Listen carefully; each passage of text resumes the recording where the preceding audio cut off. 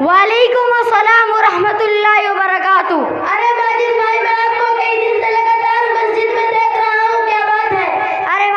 अरे भाई फैजान, ये तो बस अल्लाह की तौफीक, अल्लाह का करम और उसकी तौफीक है। क्या किसी मुसीबत में फंस गए हो या कोई मुकदमा चल रहा है? अरे भाई फैजान, ऐसी बात नहीं है कि आदमी मुसीबत में फंस जाता है तभी नमाज पढ़ता है। लेकिन पहले आप जुम्मे की नमाज के अलावा कभी दिखाई नहीं देते, इसलिए मैं आपसे कह रहा हूँ, आप मेरी बात से नाराज ना हो।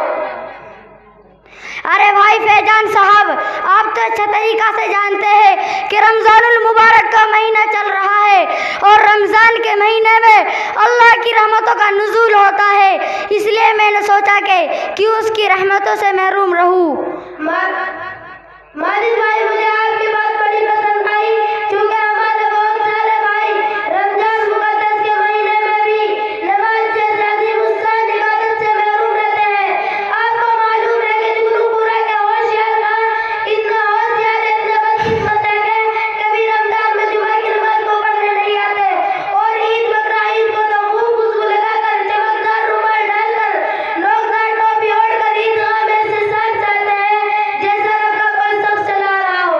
अरे भाई फैजान, अरे कौन सा होशियार खां? वो अपने बुलबुल खां दादा। हाँ, वही होशियार खां। अब तो हुसैन एकदम कबूतर से हो गए हैं। एक मर्तबा की बात है, महल्ले के लोगों ने तहरीक चलाई कि महल्ले के सब लोगों को नमाजी बनाना है।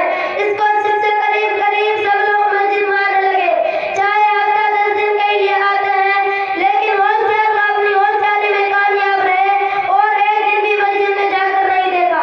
अरे भाई फैजान साहब, होशियार खां ने महल्ले वालों को होशियारी बता दी, लेकिन अल्लाह ताला जो सबसे होशियार है उसके सामने एक दिन सारी होशियारी फेल हो जाएगी और यही होशियारी अल्लाह ताला की नाराज़गी का सबब बनेगी और जहन्नम तक पहुंचा देगी। माजिद भाई, आपको देखकर बहुत तबीयत खुश हुई। आप इस मुबारक महीने में पाबंदी से मस्जिद आ रहे हैं। मेरे भाई, ये तो बस अल्लाह तबारक ताला की तौफीक है, इसमें मेरी कोई ताकत नहीं। बारी ताला हर मुसलमान को अपने घर में आने की तौफीक अता फरमाए। ठीक है भाई, फिर मिलेंगे। अस्सलाम वालेकुम रहमतुल्लाहि व बरकातुहू। अच्छा भाई, वालेकुम अस्सलाम व रहमतुल्लाहि व बरकातुहू।